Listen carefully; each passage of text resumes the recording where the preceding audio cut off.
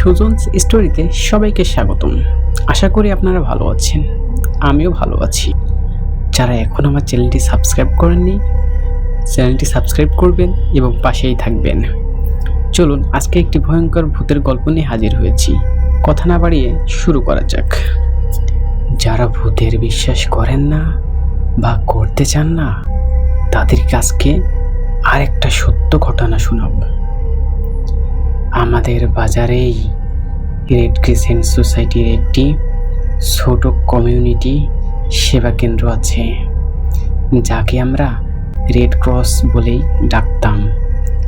সেখানে দুইটি মহিলা মিডওয়াইফ ছিল, যারা রোগীদের দেখাশোনা করত। এদের মধ্যে একজনকে দেখতে আমার কাছে কেমন জানি অদ্ভুত টাইপের লাগতো। উনি হাসি দিত বিশ্রী, তার দেখতে বিশ্রী এবং বড় বড় দাঁত বের করে হাসতো। আবার কথাও বলতো খুবই জোরে জোরে। আমি ওনাকে দেখলেই এড়িয়ে চলতাম। ওনারা আবার প্রায়ই আমাদের বাসায় আসতো। একদিন রাতে ওনারা দুইজন আমাদের বাসায় আসলো। আম্মুকে বলছে, আপা পূর্ণিমা তো, তাই চলে আসলাম। আম্মুর সাথে তুমুল গল্প জুড়ে দিল।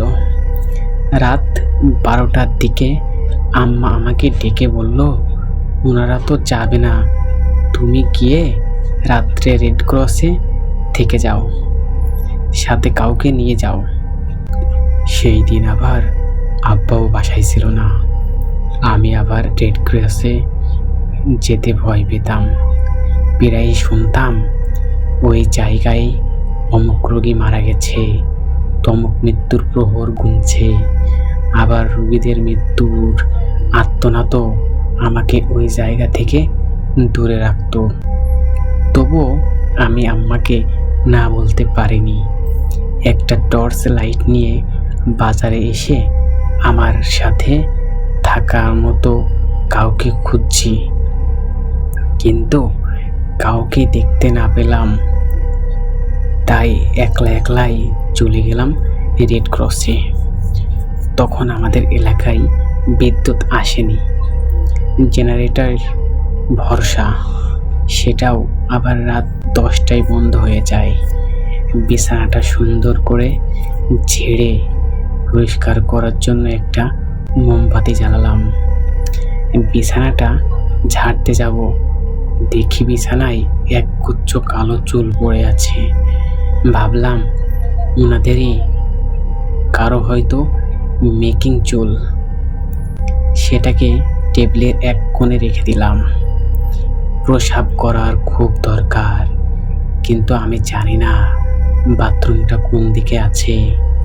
মোমবাতি নিয়ে বাথরুম খুঁজতে খুঁজতে হঠাৎ অপারেশন রুমে চলে আসলাম। সাদা দুইটি ঝোলানো অ্যাপ্রন দেখে কিছুটা ভয় পেয়ে গেলাম। তারপরও সাহস করে ভিতরে ঢুকে পড়লাম। মনে হলো স্ট্রেচার থেকে কেউ একজন লাফ দিয়ে চোখের আড়াল হয়ে গেল। তখন সত্যি অনেক ভয় পেয়ে গেলাম। তাড়াতাড়ি ওই রুম থেকে বের হয়ে এসে দরজার সিটকারি মেরে দিলাম। প্রসাব না করে এসে শুয়ে পড়লাম। ঘুমানোর চেষ্টা করছি, সাথে সাথে মনে মনে সূরা কালাম পড়ছি। কখন যে ঘুমিয়ে পড়েছিলাম খেয়াল নেই। মাঝরাতে হঠাৎ করে একটা খসখসানি আওয়াজে ঘুম ভেঙে গেল। আওয়াজটা হলো বিড়ালের টিনের বেড়ার মাঝে নখ দিয়ে খামচানোর মতো। আমি চুপ করে শুয়ে রইলাম, শব্দের আওয়াজটা বোঝার চেষ্টা করছি এবং সাথে উৎসাহটাও। হঠাৎ আমার চোখ পড়ল আমার মাথার উপর একটা তক্তার মাঝে। আবছা অন্ধকারে বোঝা যাচ্ছে কিছু একটা ঝুলে ঝুলে নড়ছে, আর সেখান থেকেই আওয়াজটা আসছে। আমি ভয়ে হাত দিয়ে টর্চ লাইটটি খুঁজছি, এমন সময় আমার ঘরের দরজায় জোরে জোরে আওয়াজ, আমাকে ডাকছে। আমার কণ্ঠ নাই, আম্মার কণ্ঠ নয়। আমি দৌড়ে গিয়ে দরজা খুললাম। আম্মা আমাকে জড়িয়ে ধরলো, জিজ্ঞেস করলো সব ঠিক তো। পিছনে তাকিয়ে দেখি ওই দুইজন মিডওয়াইফ দাঁড়িয়ে আছে। ওনারাও হাঁটছে আর আম্মাকে বলছে, আপা এগিয়ে দিয়ে আসতে হবে নাকি, একা একা যেতে পারবেন? আম্মা কিছু না বলে আমার হাত ধরে বলল, এসো। আমি আম্মার সাথে সাথে হাঁটতেছি আর ভাবছি তক্তার মাঝে কি ঝুলছিল, আর কেই বা এত রাতে আম্মা ছুটে আসলো, আর কেনই বা ওই মহিলাদের হাসিমাখা প্রশ্নে আম্মা কিছু বলল না। আমাদের বাজারেই রেড ক্রিসেন্ট সোসাইটির একটি ছোট কমিউনিটি সেবা কেন্দ্র আছে, যাকে আমরা রেড ক্রস বলে ডাকতাম। সেখানে দুইটি মহিলা, রাস্তায় একটি কুকুর কোকাচ্ছিল।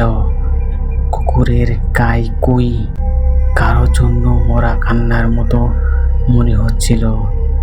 আমি আম্মাকে কিছু একটা জিজ্ঞেস করতে চাইছিলাম, আম্মা কথা বলতে মানা করলো ইশারায়। গভীর রাতে আমি আর আম্মা পূর্ণিমার আলো আধারের ছায়া মারিয়ে পথ চলছি। বাসায় এসেই আম্মা আমাকে গোসল করালো, কিছু আয়াত পড়িয়ে ঘুমিয়ে পড়তে বলল। পরের দিন সকালে আম্মাকে গতকাল রাতের সব কিছু খুলে বললাম। তারপর আম্মা আমাকে যা বলল তা ছিল এই রকম। গতকাল রাতে দুইজন মিডওয়াইফদের মাঝে ওই তাতলা মিডওয়াইফ আম্মাকে বলল উনি একদিন একা একা রেড ক্রসে ছিল, কারণ পাশের মহিলাটা ওই সময় ছিল না। সেই দিন গভীর রাতে একটি খসখসানি শব্দে ঘুম থেকে জেগে উঠল। অন্ধকারে কিছু দেখতে না পেয়ে হারিকেন জ্বালালো। শব্দটা ক্রমাগত কানের কাছে হাতুড়ির মারার আওয়াজের মতো লাগছে। হঠাৎ করে উপর থেকে একগুচ্ছ চুল ওনার বিছানার উপরে পড়তেই উনি উপরের দিকে তাকালেন। দেখে ঘরের মাঝে একটি তক্তার মাঝে একটি পা ঝুলছে, আর তক্তার উপর থেকেই ওই শব্দটা আসছে। উনি ছিলেন খুবই সাহসী, ছুটলেন অপারেশন রুমে লাঠি জাতীয় কিছু আনতে। অপারেশন রুমে ঢুকে ওনার চক্ষু কপালে উঠল, দেখে সেখানে একটা মানুষ মরে আছে। সেটাকে একটা সাদা কাপড়ে জড়িয়ে দুটি শিশু কান্না করছে। এটা দেখে উনি মূর্ছা গেলেন। সকালবেলা সব কিছু রেড ক্রস অথরিটিকে জানালে একটা মিলাদের ব্যবস্থা করা হয়। তারপরেও মাঝে মাঝে ওনারা ব্যতিক্রমী অলৌকিক অনেক কিছু দেখতেন, তবে সেগুলো নাকি ওনাদের কাছে এখন স্বাভাবিক মনে হয়। সেটা শুনেই আম্মা সেই রাতে দৌড়ে গিয়েছিল। আশঙ্কায় ছিলেন তার সন্তান কি কোনো বিপদে পড়ে গেল নাকি। জনশ্রুতি আছে বিভিন্ন সময় আগত রোগীদের ডাক্তারদের কর্তব্য অবহেলায় মারা যায় এবং তারাই নাকি প্রেতাত্মা হয়ে ঘুরে বেড়ায়। ভাগ্যিস আমার ছেলেটাকে প্রেতাত্মা ছুঁতে পারেনি, আর একটু দেরি করলেই হয়তো আমার ছেলেটাকে আর পেতাম না। যাই হোক, গল্পটা এখানেই শেষ। যারা গল্পটা শুনেছেন অবশ্যই কেমন হয়েছে কমেন্টে জানাবেন। ধন্যবাদ সবাইকে।